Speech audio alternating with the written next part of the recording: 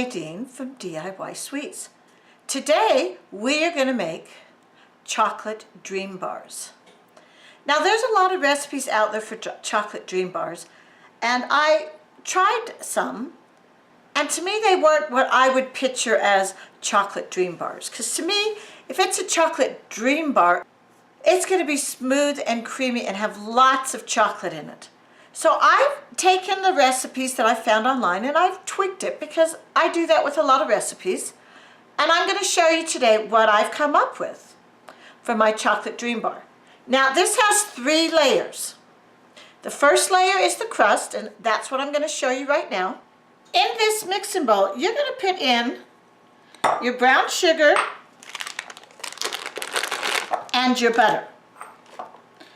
You're then going to cream these 2 items. It's really important that you bring your butter to room temperature.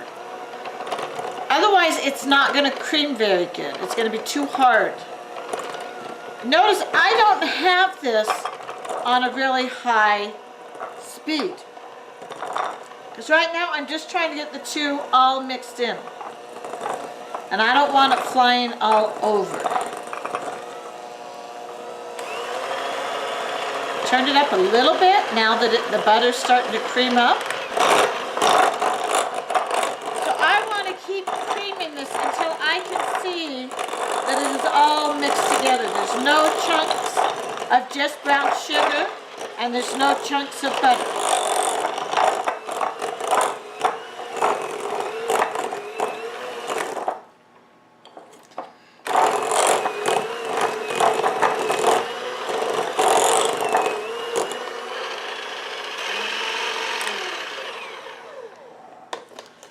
To this creamed mixture, I want to add my flour,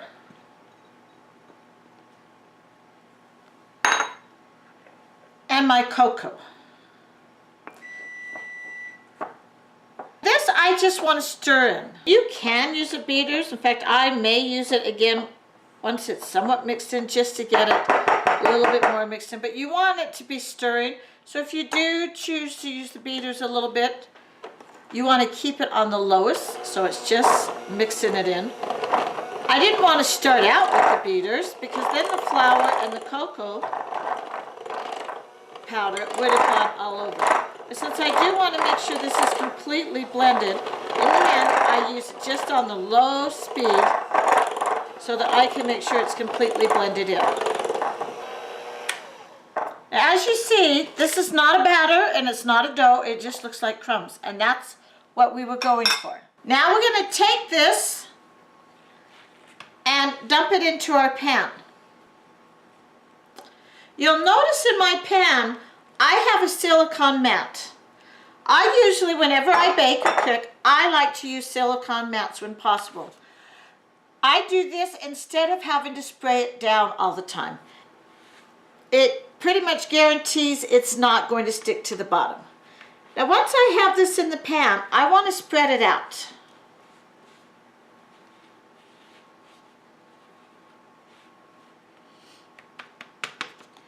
And this is a very, very, very thin layer.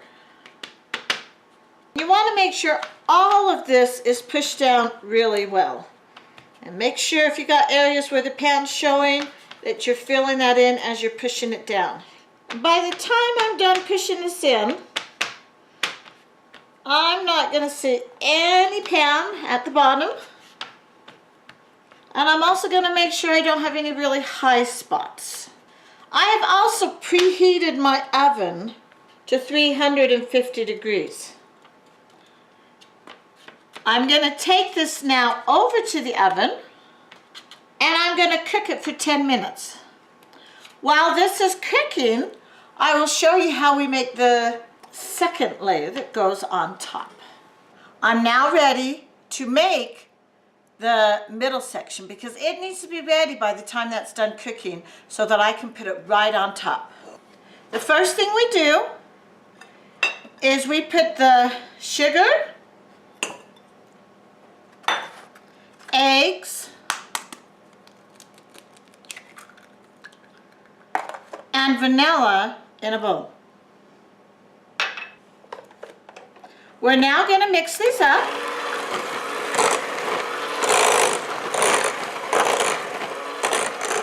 We're not trying to get volume or anything. We're just trying to mix all these ingredients together.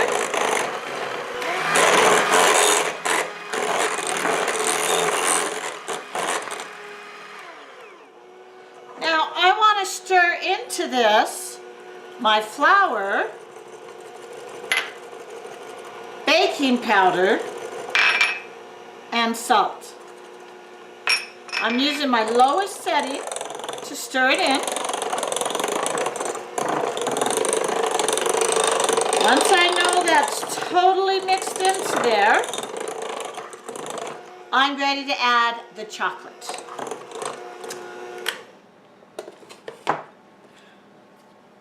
I am going to add my chocolate syrup.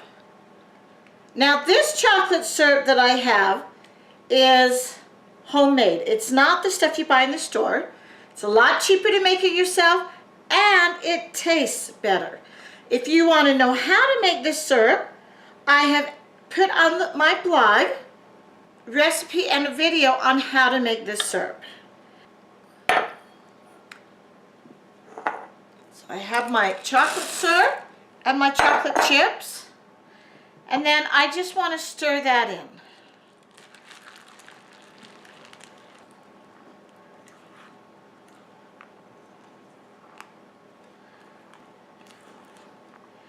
And I want to keep stirring it until it's all one color, that nice rich chocolate color. This being a chocolate dream bar, I don't want it to look anything but chocolatey. Because that to me is what makes a chocolate dream bar a dream bar. We have that all stirred in now. You see it's all one color. We're going to let this just sit right here and wait until our timer goes off. We'll be back when the bottom crust is ready to show you what we do next. We're now going to put this yummy chocolate stuff that we have onto our crust, our bottom layer.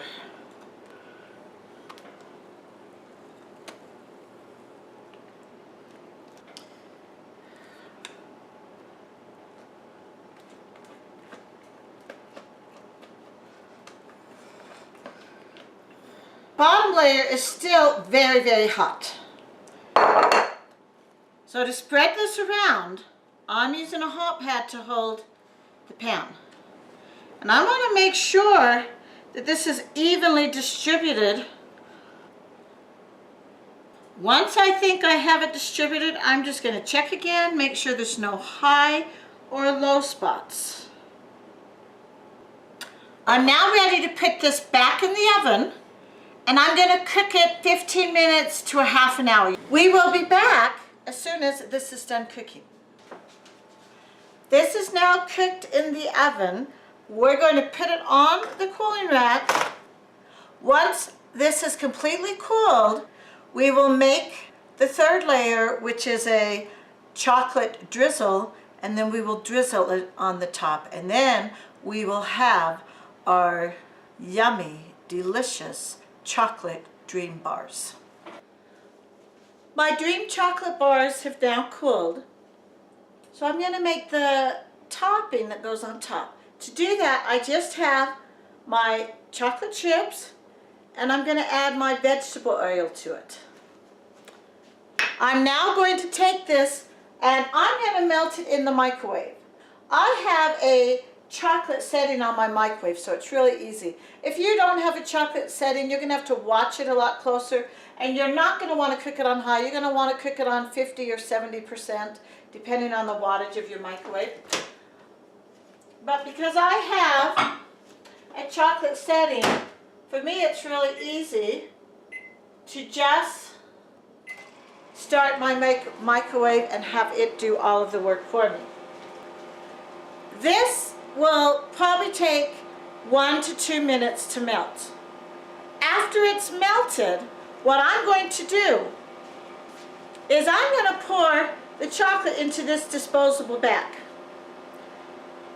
If you don't have disposable bags, you can use a Ziploc bag and cut a hole in the corner, or you could use a cup with the spout and do that. The problem with using a cup with the spout is you don't have quite as much control, and you may have fat streams and skinny streams. The reason I like to use the bag is because when I cut the hole, my stream's not going to be any bigger than the hole that I cut. So I like using the bag. And what I do to get the bag ready is I just get one of these cups this one was bought at 7-Eleven. I know a lot of stores sell them. So I just get a cup like this, and I put the bag in it, and I turn this down over the cup. That way I'm able to pour the chocolate in here. I don't even need to be holding this. I can set it down on the counter and pour the chocolate in, and it's all ready and easy to do. I will be back with you when the chocolate is melted. My chocolate, I took it out once already to stir, and I'm going to take it out again and I'm going to stir it, because the one thing with chocolate is you can think it's not melted because it won't look like it's melted, and then when you stir it, it'll just melt right down because it keeps its shape even when it's melted. That is pretty much melted. I'm going to give it like 15 more seconds because I want to get it runny enough that I can easily drizzle it over my dream chocolate bars.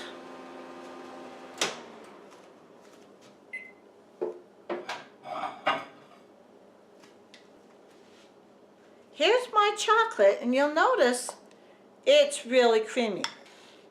What we're going to do is we're going to pour this chocolate into that bag. Now remember, this is liquid form. So I have not cut the bag yet, because I don't want this drizzling out until I'm ready. So I have my bag, and I have my chocolate dream bars. Got that squeezed down about as much as it's going to squeeze down. I have twisted this tight. Now all I'm going to do is I'm going to cut this tip off, and I don't want too big of an opening. And now as soon as I turn this back down, it's going to start drizzling out, so I need to be ready. So I just go like this, and I squeeze, and I'm just going to go all over this cake, drizzling my chocolate on the cake. You'll notice though, as I'm drizzling it, that they're all of that drizzle is the same width because I have it in the bag, and so it is being forced to come out at the same thickness. And this is actually quite a bit of chocolate that we're using. So you're going to make all different kinds of patterns on it. You're not looking to get it pretty because you're going to be cutting this up.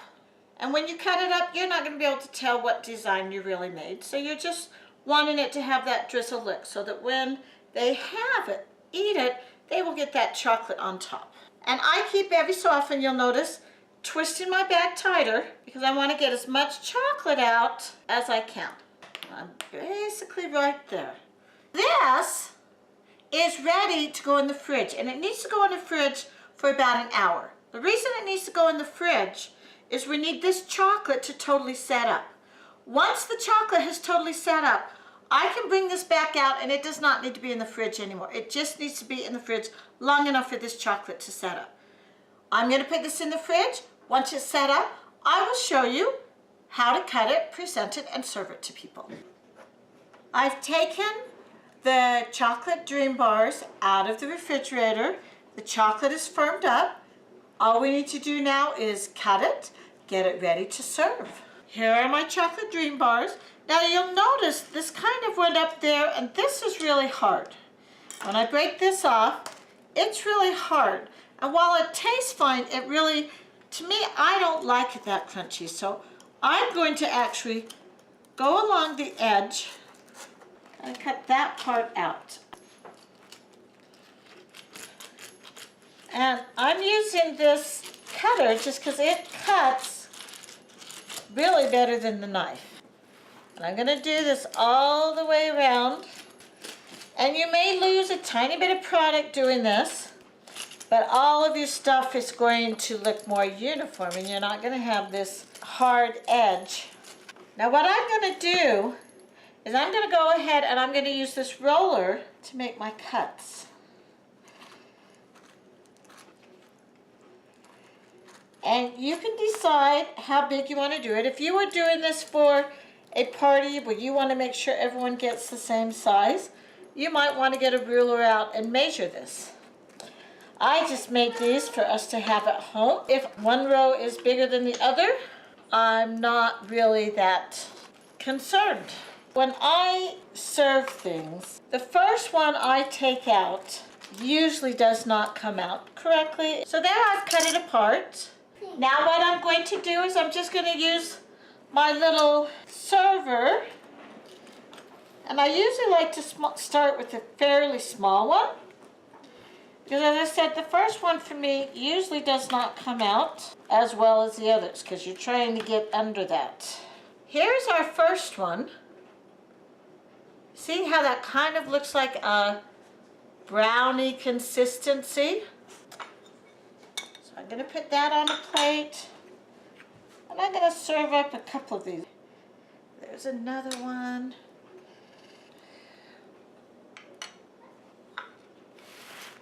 So here we have our rich chocolate dream bars.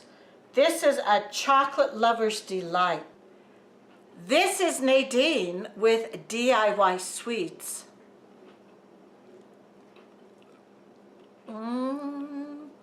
In chocolate heaven.